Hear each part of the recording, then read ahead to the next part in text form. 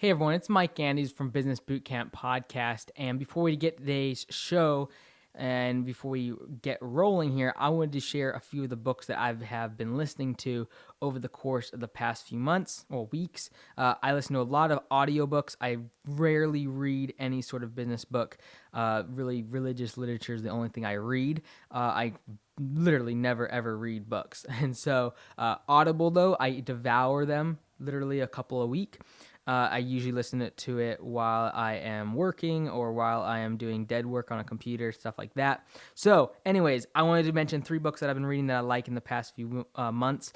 Building a Story Brand by Donald Miller. In that book, he really talks about creating a story, creating an identity. I think it's good if you are struggling to find a brand within your company, to really figure out what makes you different than everyone else.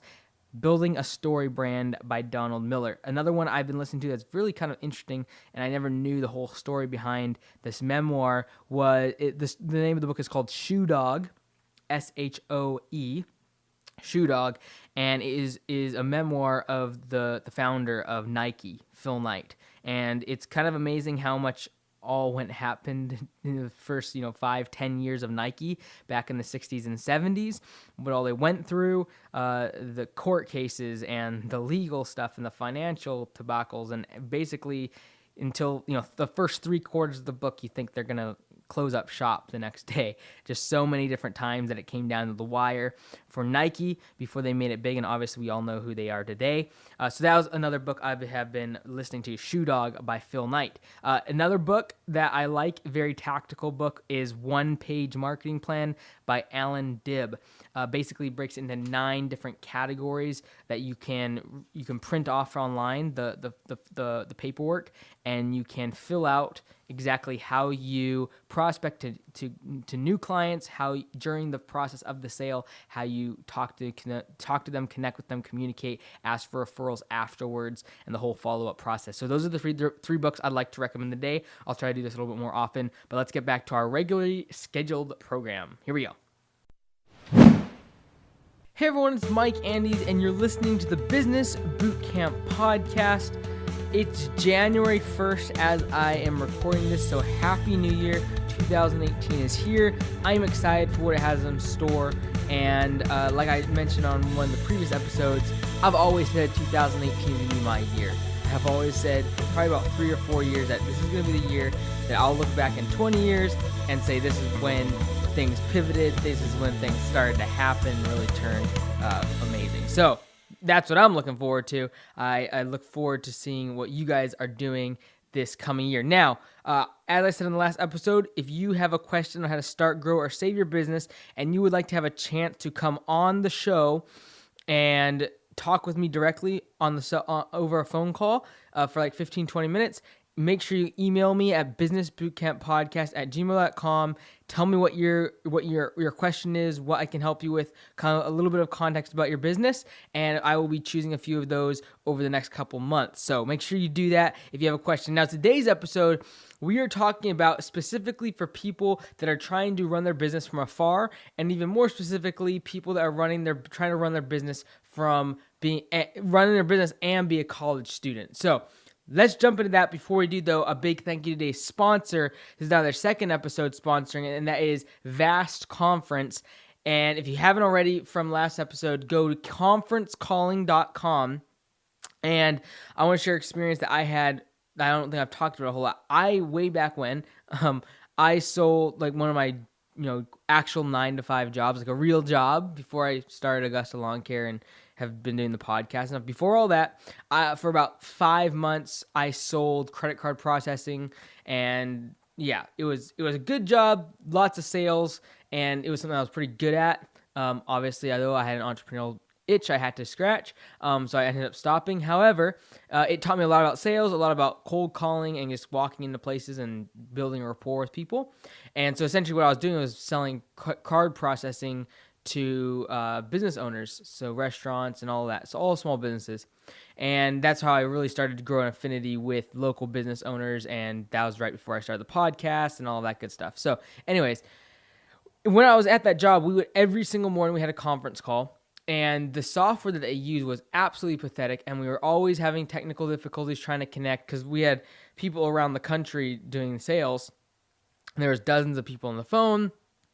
There's always problems with like clicking noises, and then your phone call would sometimes drop when too many people got on the line.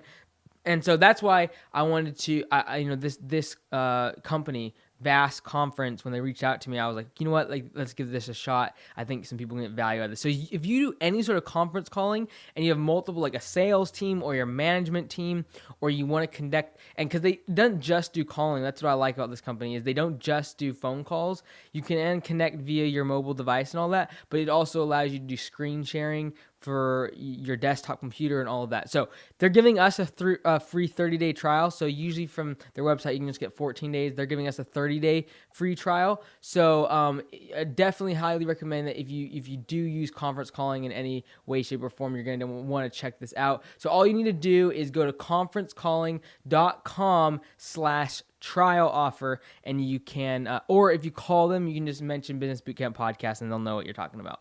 So they'll give you that free 30-day trial, and so it's great because you can have a dashboard and see everyone that's on, how many people are on, and it's fantastic. So definitely you want to check that out.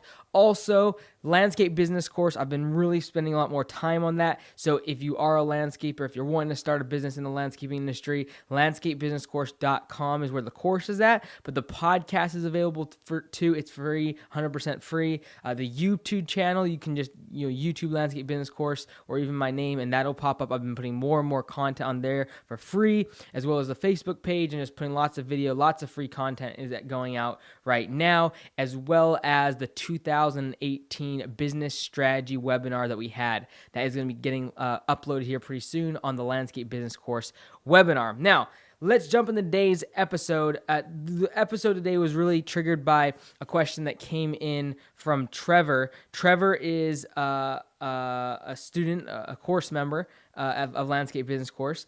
And so usually I would answer this type of a question on the Landscape Business Course podcast. However, this one I think is good for people that are in college and wanting to start a business, or are trying to go from high school to college, or they're moving out of town and they're still trying to run their business. So I'm going to give you my 2 cents on some of the things that are kind of buzzwords, things like absentee ownership of your business and things like that. Does it work? Can you do it? When does it work? When does it not work? Is what we're going to be talking about today. But before we get into that, I want to actually let you listen to Trevor.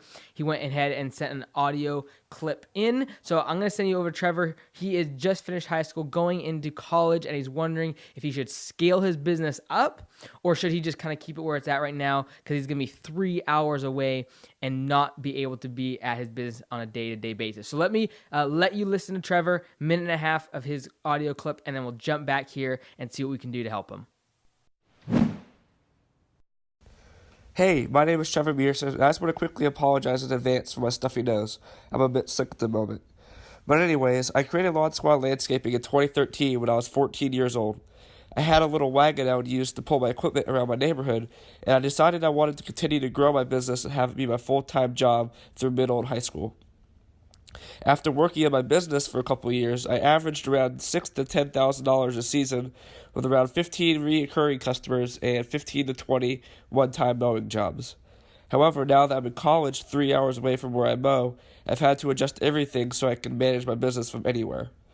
Lawn Pro will let me manage my schedules, invoices, and all the other back-end stuff in the business, and my online estimate system allows me to give quotes from college. The question I need your help with is what direction you think I should take with my business. I don't currently have $15,000 in cash to spend on your recommended budget, but I'd be willing to look into taking a loan for it. With my possible loans for my other business, car payments, and rent, I'm a little bit worried about taking this big of a risk, but with your detailed plan explaining exactly how to scale the business, I think it has the potential to pay itself off fairly quickly. I also already have a 30-inch Turo push mower, but if I'm looking into getting a full-time crew to work while I'm in college, I may need to get a larger commercial mower. In general, what do you think is the best thing for me to do in my current situation? All right, so thank you, Trevor, for sending in the question, and Hopefully you are now better and not having a stuffed up nose and everything like that. Sorry about that. Thank you for getting in the audio link, though. I appreciate that. So there's two things I want to say about this. Number one is more in general for people that are trying to do absentee ownership. And then number two, this is just my opinion about running your business from college. So number one, I truly believe that a small business needs someone to be hands-on and responsible for day-to-day operations. I really, truly do believe that. Now, the thing is, with online businesses and websites, it's a little bit easier for that not to be the case. It's a little bit easier and this is why it's become so popular, I believe, in the past 15, 20 years, because with the advent of the internet and so many companies being online, it really is true that you can run an online business from afar, not be in contact with your direct reports and your management team and all of that on a day-to-day basis. I truly believe that, I know for a fact that most of the people listening to this podcast are not running multinational companies or companies that are online, even e-commerce and things like that. Most of the people listening to this podcast are service-based businesses that are run from your home. And so I truly believe that a small business needs someone. It doesn't have to be you, but I truly believe it needs somebody to be hands-on and responsible for the day-to-day operations. I've seen too many times where the business owner gets a little tiny bit of success. The company might be doing like $100,000, $200,000 in gross revenue, and maybe they start to feel like, wow, this is a good company, and maybe they just didn't ever have a great job before, so they don't even know that $100,000, $200,000 is basically nothing when it comes to gross revenue because you have expenses and overhead. Maybe they just don't know that yet. And so they start to feel, I got this great business. And now they start to, maybe listening to books and listening to things like similar to the 4-Hour Work Week, but more along the lines of, not having to work and everything being automated. And, that's great if it's an online business or some sort of automated retail thing or drop shipping and things like that. But if you have employees that need direction from you, I truly believe you need to be there on a day-to-day basis. Whether like I said, it doesn't have to be you necessarily. There just needs to be someone accountable for day-to-day operations.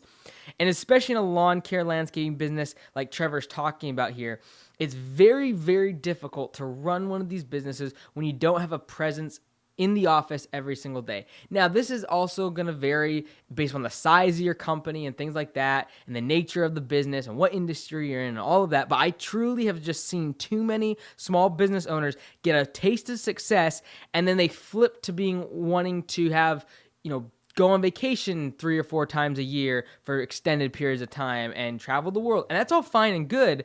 But I just think that if you want a business to succeed and continue to grow at the pace that it might have for the past couple years, you're going to have to be there in person.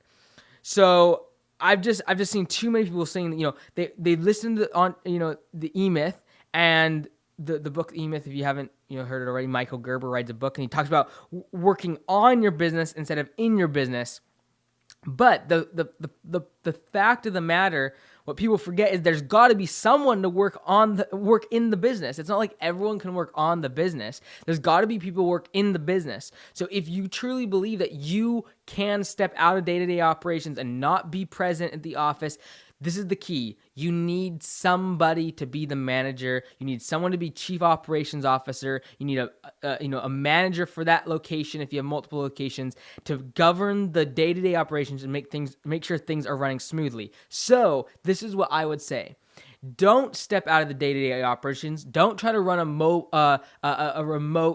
be a remote owner or absentee owner until you can afford to pay someone that is competent enough to manage that location, that office, or your business. So I truly believe that, yes, you don't want to work in your business. I always push, if you listen to this, you know my opinion on this. You want to be working on your business. You want to be thinking about strategy, but for you not to be present in the business, in a business like lawn care, landscaping, construction, cleaning, roof repair, any sort of home services or a business that requires your employees to see you and get your, like, eventually if you don't create the culture, and if you're not present there enough to create the culture, the employees are going to create some other culture. That might be a good thing if you luck out. That might be a really, really bad thing though if you leave for 3 and 4 weeks on vacation and come back to find out that all of a sudden things are changed as far as how the customers are treated.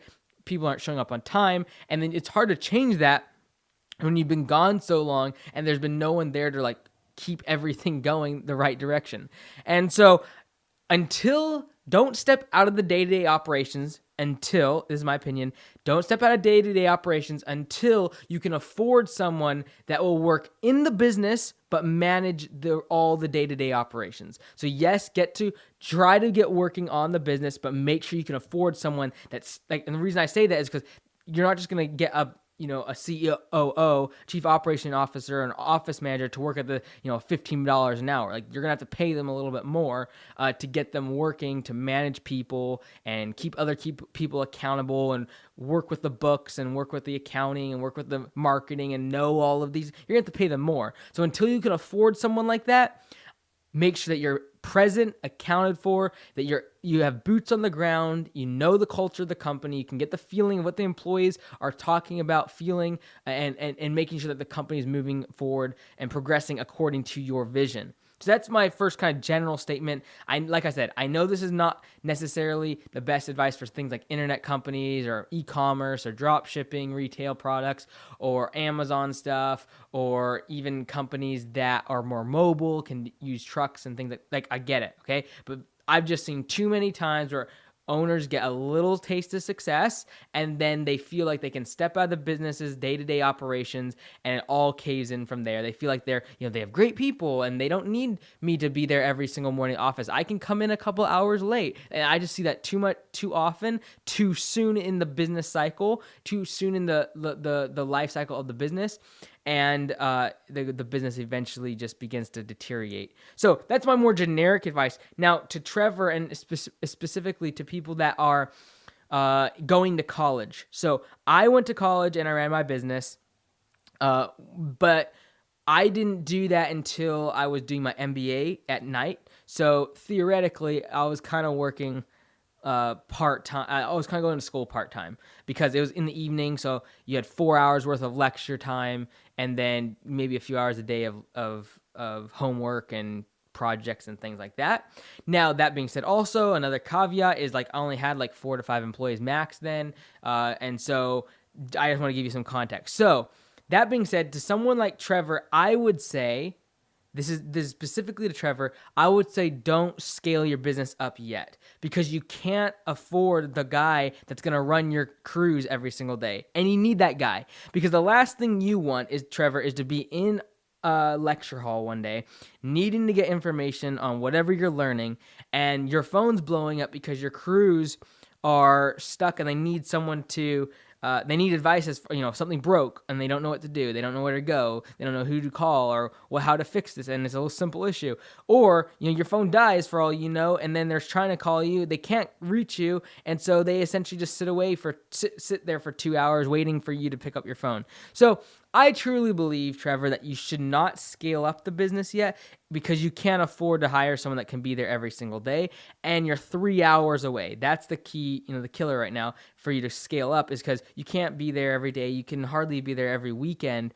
So what I would suggest you do, and this is what I would suggest to most college students that can't be present in their business, is if you're looking to start a business and you're going to college, try to do something online because it is mobile. If you transfer credits and things like that, or some sort of business that can move with you. So whether that be servicing campus at your college campus, and you can move it to another college campus if you transfer, or whatever it is, I'd be looking online or ways to create revenue streams that are not going to be locked down to a geographical location. That's if you're just starting out. For someone like Trevor who already has a business, now he's going to college, Trevor, I would recommend working on the weekends to do all the work right now.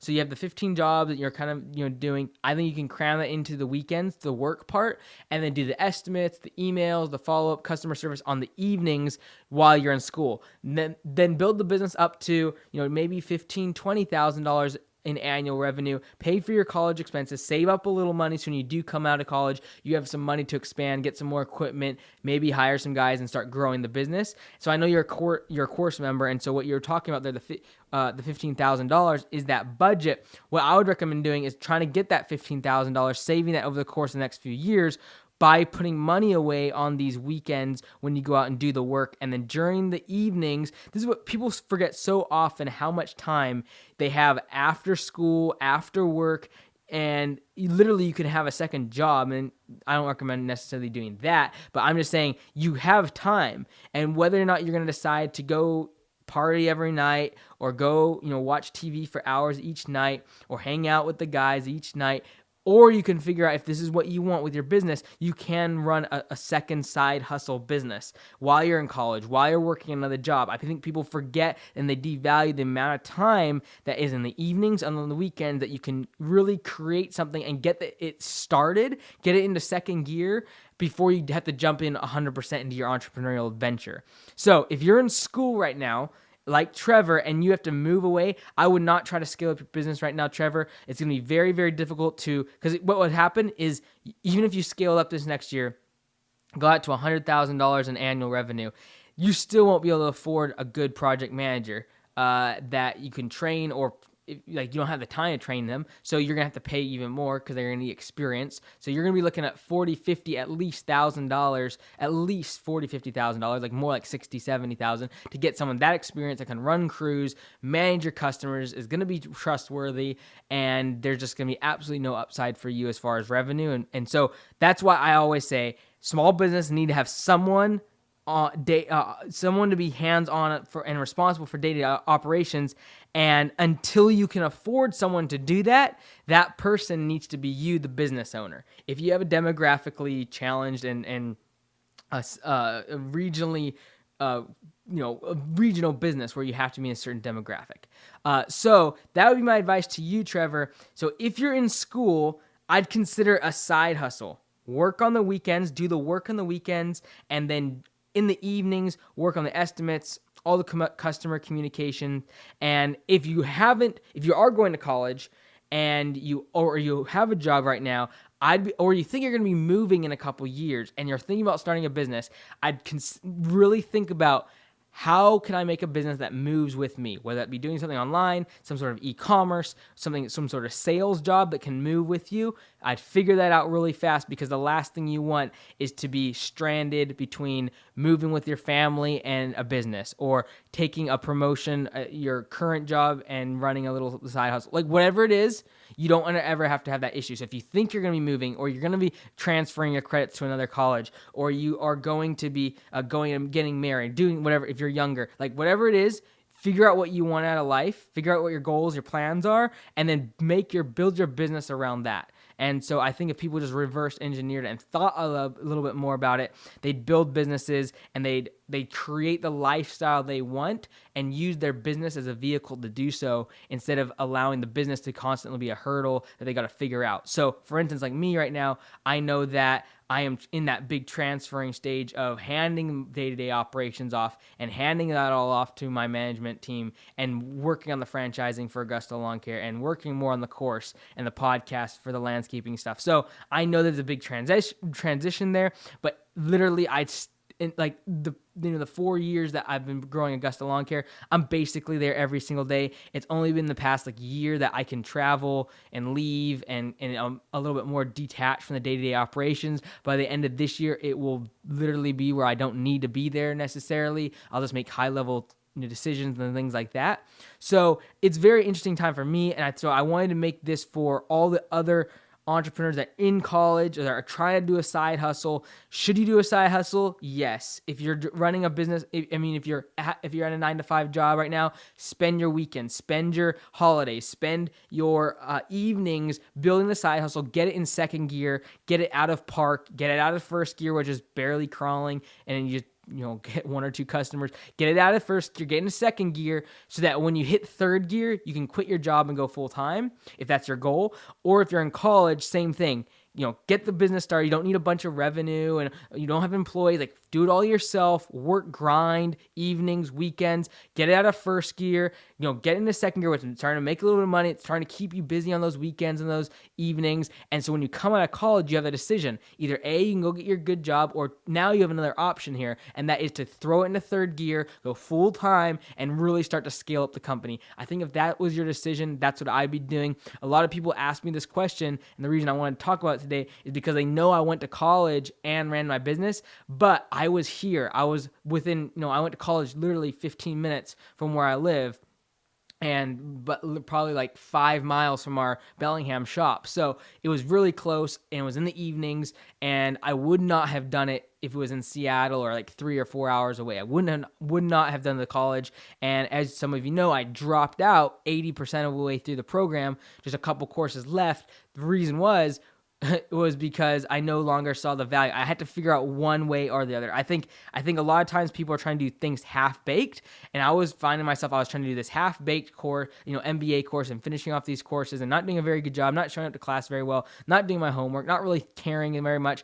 In class, I was on my computer working on my business, and then at the same time, I couldn't allocate that time and energy to my business. So I was doing two things half-baked, and I just figured out I just had to make the decision, the next, few months of my life, yes, I could just get the MBA finished, but I think those few months, by allocating that time and energy to the business, I probably could, I leapfrogged like a year's worth of time, putting that money and that time and energy into the business. And so I don't regret that, and I don't think I ever will, but, that's just something I'd be thinking about. I'd be thinking about, should you be doing something half-baked, or for some people, the right decision would have been get the MBA, not scale up the business, kind of let it run at a few employees, and go figure out, finish the MBA, and then jump back to their business a year and just, a year later. So you just got to figure out what's right for you. There is no right answer to this question of, should I be doing a side hustle? Should I be running a business in college? Should I start a business at all? You got to figure out what you want out of life, what your goals, your ambitions are,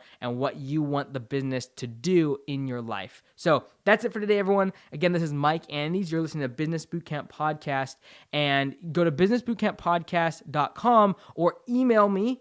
And I would love to hear from you on how we can help you start, grow, or save your business, get you on the phone, and set up a call with you live for the podcast. Again, we'll see you next time, and be great, because nothing else pays.